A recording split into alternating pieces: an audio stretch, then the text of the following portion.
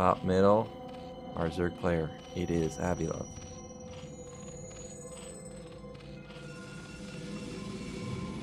And in the bottom, it is Dragon.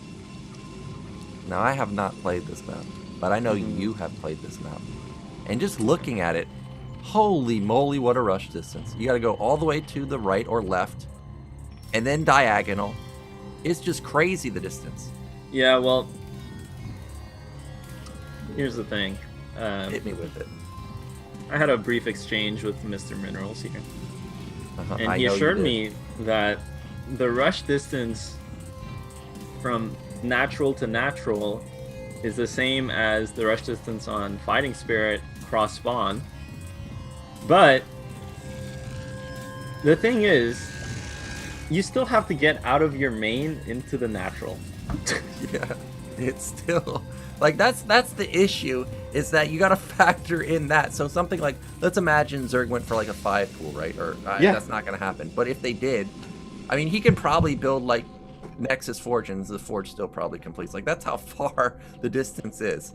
Of course, that's a bit of an exaggeration, but you get my point. Like, this is a very, very long map, and Probe Scout sees that it's 12 hatch. This is going to be a Nexus, Gate, maybe even Gas before Forge. I wonder if Avi-Love, knowing that it's going to be such a far rush distance, maybe goes 3 hatch before pool? I mean, he did go for an 11 hatch, so this is really, really, really, really, really, really, really good for Protoss.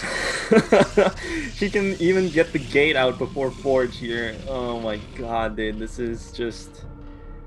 You know, I will say this though, in general, a map like this does favor Zerg.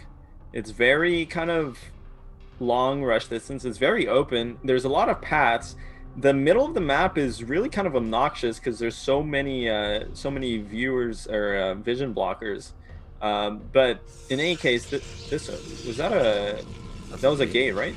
Yeah, it has to be a gate. I think he may even build... What? That's a Forge. Well, Okay. here's the thing though. Here's the thing with not going gate here, is that at least Protoss can continuously make probes. He doesn't have to cut probes, whereas I think if Protoss gets a gate in that situation, he has to cut probes to get the Forge out on time. So it looks like Dragon prefers having higher eco than good tech timing, but I feel like strong tech timing is more important in this matchup. I'm in agreement there, because you get that Sarah out, you get 2 Overlord kills instead of 1. I mean, that hurts. That hurts quite a bit. That's 2 larvae that are gone for Zerg. I'm a big believer in that also. So I am a little bit surprised. And also the fact that it's blindside, where it takes a mile to get across the map, surprises me so much. Cannon comes down. We haven't seen a single lane bit get built until just now. Meanwhile, Nexus is done. I mean, Dragon definitely could have milked his build out much more, but at the same time, it is easier to play when you don't cut probes. You know, you can make sure that your economy is solid, your build, you know, not the most accelerated, but it is going to be solid. So, you know, I can't really blame Dragon for going for that. I can't really fault him for going for that, and it's also just more safe. You know, you don't rely on being really sure that you're scouting everything. So it's okay, but definitely a missed opportunity for Dragon to... Like, this Cybernetics score could have been finished by now, I'm pretty sure, and the Stargate could have been started, but... That's crazy. It's still fast, though. Yeah, it's still fast. Cybernetics still finishes. It's going to be... Well, we don't know what it's going to be. 150 gas did just get spent. Looks like a big block went down. So it's going to be the Stargate. Meanwhile, 3rd hatch finally completes for Avi-Love. Now, we do see that the Overlord is going to tuck tail and leave. Dragon's low on gas. Now, where did it go? Did it go into a Forge or something like a Citadel in its natural? Okay, it went into the Forge upgrade. Yeah.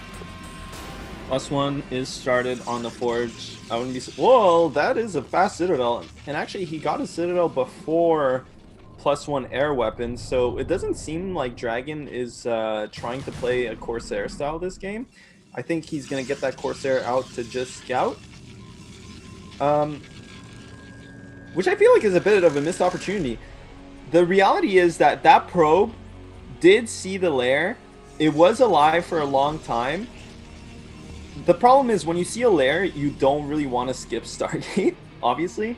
But I feel like if you're gonna get that really fast +1 on your forge, if that's your plan, I feel like he could have just skipped the Stargate entirely and went for a Citadel and just a bunch of gates. But anyway, well, it is going to be Corsair. Yeah, it's going to be Corsair. Spire's going to complete pretty soon. Meanwhile, Avi-Love already has 5 hatches being built. He has a lot of hatches, maybe even putting down a 6th hatch pretty soon. There's Evolution Chamber there. I think Hydrogen went down at his natural. Now that Spire is not done just yet, so this Corsair may kill 1 Overlord. That is going to be the case, so nicely done from Dragon. Meanwhile, Temple Archive is going up, so it's going to be a somewhat quick DT follow-up, probably. Meanwhile, there was 2 gates at the natural, so this is going to be a lot of Zealots hitting Avi-Love pretty soon. Yeah, I mean, this build, you can see Dragon, like, look at these supply differences. We haven't seen this kind of a supply lead for Protoss yet in Dragon's games today, but definitely ahead tempo-wise. These Corsairs already killing 2 Overlords. Now the Scourge are out, but the Corsairs are already heading back to the base. And, you know, Dragon did not commit to making more Corsairs, so he is going to have faster gateways. I'm actually kind of surprised that he got a 2nd cannon out as well at his natural. But, you know, it doesn't matter. I mean, like, Corsair, or the Zealots are out on the map already. Speed is finished. He's going to push out. Avi-Love, I mean, +1 is going to finish soon. Avi-Love is going to have a hard time dealing with these Zealots. Yeah, I actually don't think he's going to be able to hold it. But as we talked about, the rush distance is extremely far away. Meanwhile, Sunken may morph in time. The first couple Hydras are going to pop out. Oh, Dragon's decided that that's a little bit too much. He's going to go into the natural. But that's the similar scenario. So he is just going to back off. Now, we've seen Dragon just transition into a 3rd Nexus, both on the Blue Storm game and the Shakuras game. More than likely he... Oh, I thought he might do that, but that's going to be a 6-gate follow-up. Here's the thing. Even though, as I noticed, I feel like I say here's the thing a lot of times. You just noticed that? That's your thing, man. That's your move. Okay. Well, here's the thing before I forget. Here's the thing. I know. That one was on purpose, though. The thing is... You know, this Zealot push didn't actually do damage, or seemingly didn't, but the reality is Zerg had to start making Hydras before the 6th hatchery. So Zerg's economy is going to stagnate at this point, and Zerg's still on 5 hatcheries here. Look, he has to start making drones now. Only now does the 6th hatchery go down. So even though it looks like the Zealot pressure didn't really do anything, it did delay the Zerg build, and at the same time he saves these Zealots, so the follow-up attack is going to be even stronger, and he's going to be able to gain enough map control to probably even take an expansion behind it. Well, that is a decent amount of Hydras sitting here, and he has kept a couple of Lings alive, but he eats a Storm, and 4 Hydras get decimated. Now Avi-Love is just going to turn around. I guess he's decided that, well, losing those Hydras is a little bit too much of a loss. I can't do anything about it. Also, realizing that Storm is already available. Dragon has a lot of Zealots with that 6 gate. We only see 12, but I think he has more behind this. And he's going to move in for a secondary attack. That is so many Templars. That's like 6 that he's already built. Now, as you mentioned, Blindside has so many paths. This is an interesting move right here. He's going to engage on the high ground. And I don't know, dude. Did Dragon actually play a lot of games on this map? Because this is the one downside with not going Corsairs, is you can't go around the side. You can only go through the middle of the map here, and that's a small choke. And now, I mean, Zerg has all these ramps on this map. Zerg has so many locations to hold these attacks from Protoss. Oh, he snipes a Templar. Can he get a 2nd Templar? He's trying to not use that Storm, but he loses the Templar anyway. He had 4 Templar. Now he has 1. Yeah, he has 1, and that one doesn't have any Storms available. Look at the supply, 90 to 100. This is a dream scenario for Avi-Love. +1 weapon might be completed for him, too. He got that Evolution Chamber somewhat quickly. Dragon realizes that he doesn't have any AoE, so he turns around. Now, that's more gateways for Dragon. I guess maybe he didn't play this map as much as I anticipated him to do, because He seems to really want to just bust Avi-Love with this high gateway count, but as I say that, there's the third Nexus going up.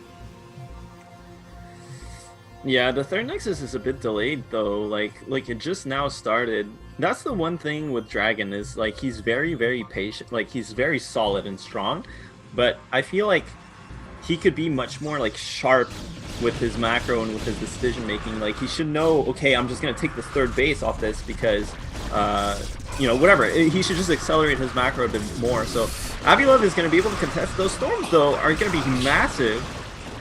He hits so many Hydras there, but one Lurker remains. It's going to push him back for now. 30 supply lead for Dragon still.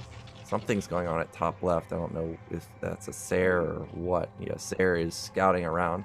He's going to come in here and see that it is a Hive morphing at 11 minutes. Avi-Love did a good job in the mid game, now transitioning into the late game with double evolution chamber while also taking a 4th base.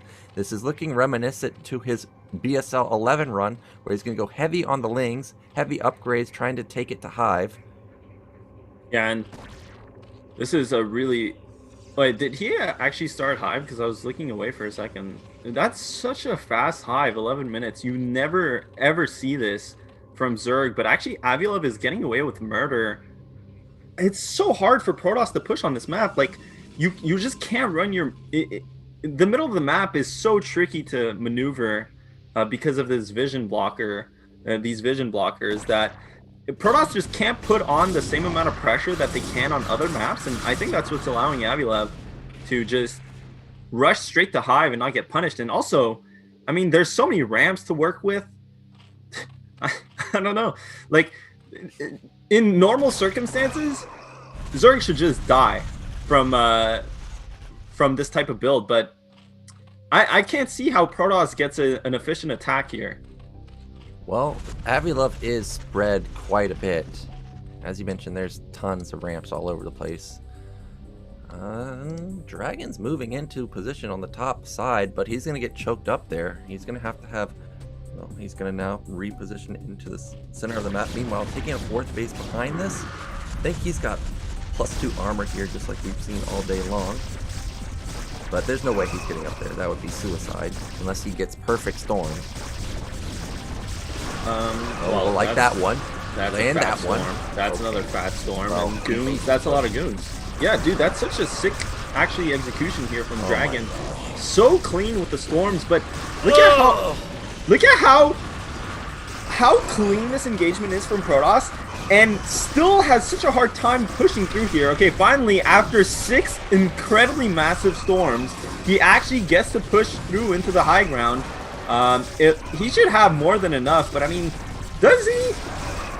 Well, the Lings might save the day, but the goon count is still decently high. Dragon needs to reinforce this army, though, because Lings are popping out, and we know that Hive is done. That means Adrenaline's going to be kicking in pretty soon. Archon being morphed to try and save the day. This Lurker in the back is dealing way more damage than it should, and Dragon is going to be pushed back for now, but he did get his 4th base up. It's at mid-left. Avi-Love has mid-right up, but not the greatest saturation, and this is going to give Protoss 4 gas, too. Now we have a 60 supply swing in favor of the Protoss player, and this might just be a little bit too much to handle.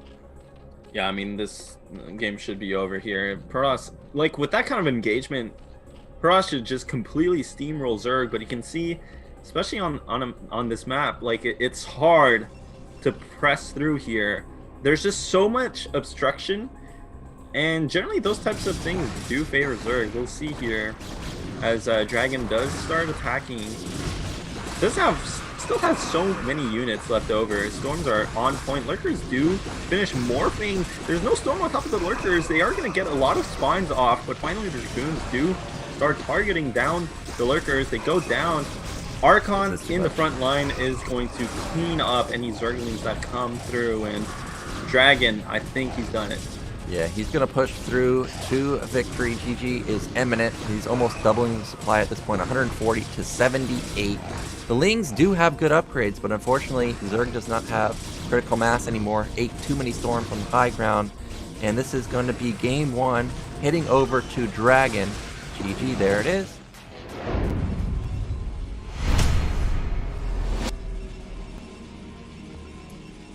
Dragon in the bottom left in the red.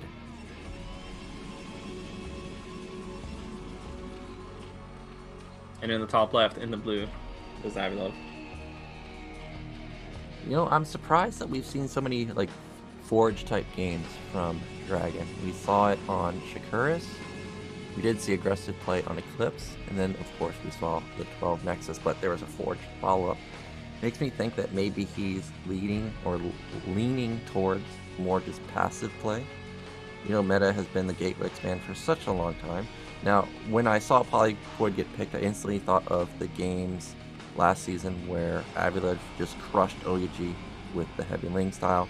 I think now that he lost with Hydras, it's time. We got to go to our bread and butter build. Risk it all on the build that had so much success last season. But you know Dragon has seen those games, so I'm curious what his follow-up or what his build is going to be versus most likely the heavy Ling style. Now, this is a 9 pool, so a bit of a mix-up. Yeah, it is a bit of a mix-up. You know, he did see the 12 Nexus last game from Dragon, but Dragon's not the type of player to take any risks. I feel like 12 Nexus on a 2-player map that is very long rush distance, it's not really a risk because you can scout and you can adjust. On a 4-player map, I will never ever imagine Dragon going for something like a 12 Nexus. So and it looks like it is going to be Forge expand once again. That is you know, it's going to be nice for Dragon because he gets to scout Avi-Love as well. And he's going to come in here, see that this is a 9 pool. Drone, if it sat on the ramp, maybe it could buy time to deny the probe getting in, but that would probably just trigger double cannon maybe from Dragon. Now it comes in and sees that, of course, this is a 9 pool, so there is the double cannon. Now hatchery going down for Avi-Love. Yeah, I mean, the double cannon here, you know, if this cannot lose that.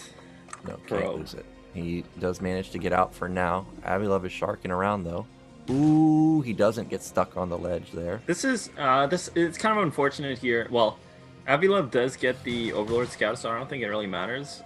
But you know, if you're the Protoss, you want to keep the probe inside of the Zerg's main as long as possible because you know Zerg, when they go for 9 pool, obviously they want to send their Lings at your base, but they want to also kill off your probe. So it causes them to have to make a decision, and generally you can just keep the probe alive and see what the follow-up is. I'm surprised he did go for a double cannon though.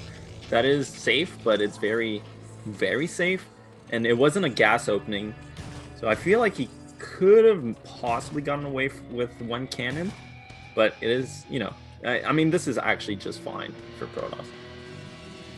Yeah, Dragon playing pretty standard. Meanwhile, Avi-Love, he does go for his patented 3 hatch and then gas follow-up. He's not going for the fast layer that a lot of players do end up opting into. Meanwhile, Probe is still alive, hasn't spotted top middle just yet, but now he's going to find it. Meanwhile, Lings are on hold position in the main, so the probe is not going to get back in. So we may see Avi-Love try and get sneaky here with something like a fast Hydrogen, but I doubt that. I mean, he is keeping the probe out of his base for the meantime, so it looks like the gas is piling up though, so very unlikely that he will throw down Hydrogen this late. Lair is started. Nope. Is it? I'm pretty sure. Oh, he started speed. Okay, so he may have seen those games of Jae-Yoon versus Dawid where just a surprising amount of Lings ended up getting built and simply just killed Dawid as he moved out. So this might be the intention here from Avi-Love, try and go for a killing move versus Dragon. Maybe he moves his Zealots out of position, loses his probe, can't spot the Lings as they're being built. Avi-Love still has not spent another 100 gas. Oh, there's the Hydra Den. So this is going to be a Ling Hydra bus. Yeah, I mean, this Hydra Den is a bit late. You know, he's going to exceed the 973 drone count. And he did get speed with Lings. So, I mean, what else could it be? Yeah, It is going to be heavy eco though, so he will be able to transition out of the Hydra play. It's not like he's all in with this. There's a couple Lings right there. Finally, the probe goes down. We haven't seen Dragon move out at all with his small Zealot count. Stargate is done. Sarah's going to come out and see that, uh-oh, this is an incoming Hydra play, but Hydras are probably already going to be on his doorstep by the time the Sarah gets across the map. There is the Citadel. So this is a 530 Citadel. Meanwhile, last game it was a 450 Citadel. In the game before that, it was like a 4-minute Citadel. So Dragon's got all types of builds. Yeah, and if you're in Protos's, okay, he's going to move out with these Zealots, but he did see that Ling speed finished. I feel like if you're in Protos's shoes, what do you think when Ling speed finishes in this situation? Like, maybe it was kind of late too, so it might seem like it's actually Ling speed after Lair. So this is probably camouflaged. Obviously, at this point, Corsair spots Hydralisks, and he is going to put down more cannons. Does have a decent amount of Zealots, so the Zealots are going to be able to cover the Zerglings just fine. But these cannons are not quite up yet.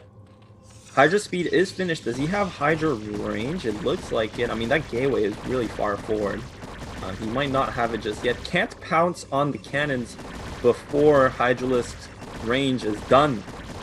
So we'll see if he has the timing to bust. But again, the hatchery, 4th hatchery here from Avi-Love, and drones are already being made. So definitely not committed to this bust. Yeah, 4th hatch already done. 5th hatch, I think, ended up being built at top middle potentially. Meanwhile, 3 more gates going down for Dragon after losing his initial gateway at the front. Forge did not get popped, so +1 weapon may end up completing. That's a very crucial upgrade for Protoss. Meanwhile, I did not notice a Templar Archive being built at all. Dragon's floating quite a lot of gas. Okay, there's the Templar Archive. It now is built, and he has 4 gateways actually.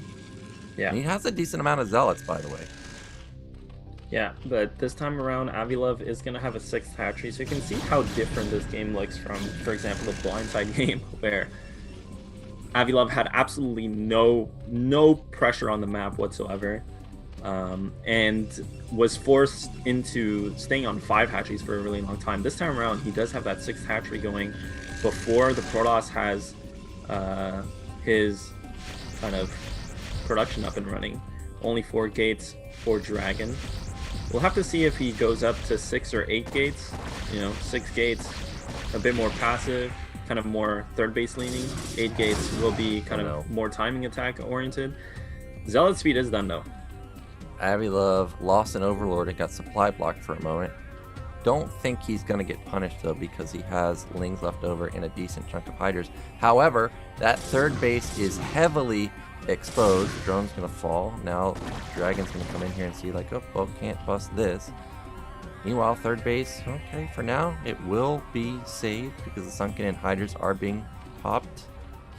Maybe, yeah, he is just gonna turn around, and luckily he is gonna avoid a disaster.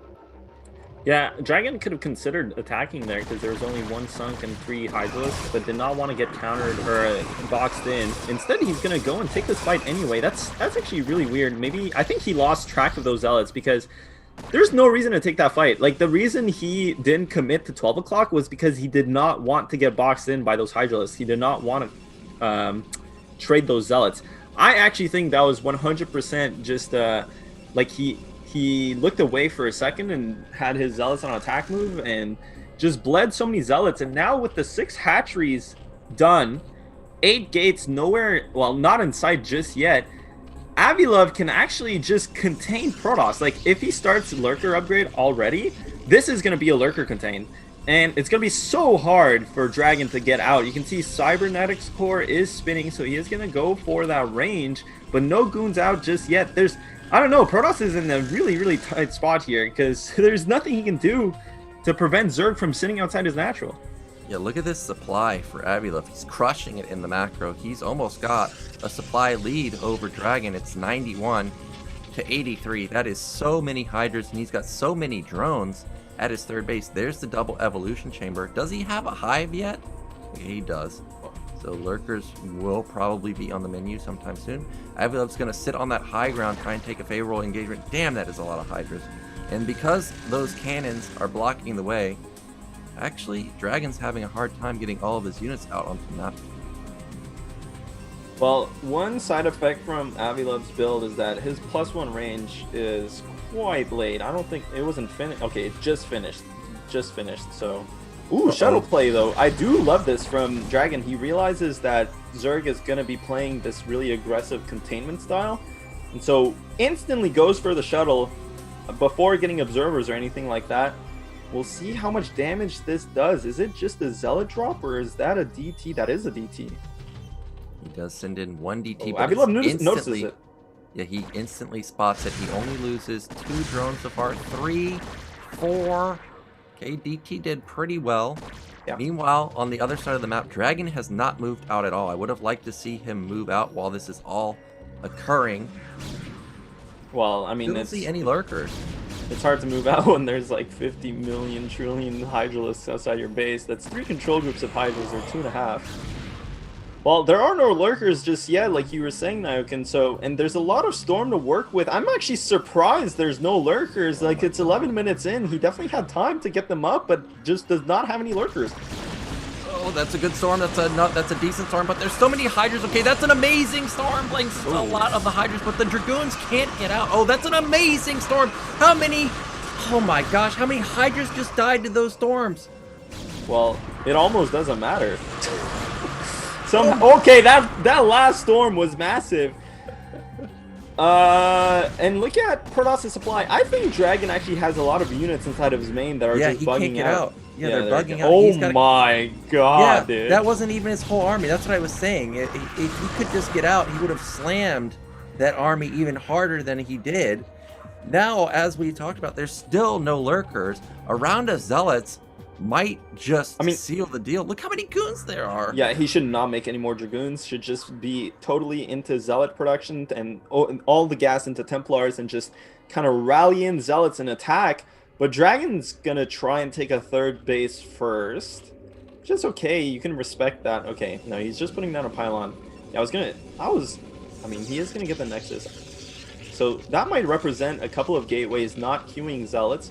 He doesn't necessarily want to go all in here, but he has such a sick timing if he just attacks the Zerg player, and his upgrades are solid 1-1 upgrades. I don't think +2 is finished for Zerg, so these Hydralisks are not dishing out as much damage as they could be. Nice storm there, and so many Dragoons left over. If Dragon just rallies Zealots at this point, I think 8-gauge Zealot production is just going to overrun any Hydralisks that are made. Yeah, and he's going to have high ground advantage too. Templar does not get off the storm, but that's going to be a dead hatchery. And look at the supply, 50 supply lead for Dragon. And again, we have no AoE for the Zerg player. That's probably going to be a big storm on that group right there. We're waiting for it. Oh, I guess he's not going to storm, but he just simply has way too much. And I think at this point, Protoss has hit critical mass at 63 supply to 120, with 3rd Nexus coming up behind it. Yeah, I mean, this is not ideal. Pick off that evolution chamber too, which might have +2 weapon going. Oh wow, 2-1 already done for Zerg. So Zerg has a big power spike, but they just don't have any units. Yeah, and I mean, okay, this is only Dragoons though. There's no storm for Dragon. More units are lagging behind. Dragon does not have all of his units together. This is a recipe for kind of just throwing away your advantage. These Hydralisks are getting some really good trades with the upgrade advantage that you were talking about as well, Nyokin. So, but finally, Dragon does join a couple of his units together. Again, the Dragoons kind of not supported by the Zealots quite yet. Storm is available though, so now it's going to be really hard for Avi-Love to hold on. Goons are ranging that forward evolution chamber as well as the hatchery, so those are going to go down. Losing the hatchery is really going to hurt Avi-Love's production. He's going to be down to 5 hatcheries, whereas Protoss is up still on the 8-gate plus 3rd base, 4th base coming up. So really, Dragon is in the driver's seat, man. Yeah, +2 hasn't kicked in for Dragon just yet, but he still has a 40 supply lead. You can see he's got a lot of units just sitting outside of Avi-Love's base. Also has a lot of units at his own natural, so even a backstab wouldn't do much. That is finally a whiff on the storm, but that one isn't. Hits a lot of the Hydras. And this is just a little bit too much Protoss. Maybe Avi-Love will hold on for now. But the Storms have landed every single time he's casted them. It's crazy how much damage they've done. And it's just too much Protoss at this point. I mean, these have been good trades for Zerg, but ultimately Zerg just does not have the economy to continuously fight. You know, Protoss doesn't matter if he takes inefficient trades, because just the production is outpacing Zerg so incredibly. And GG, well played.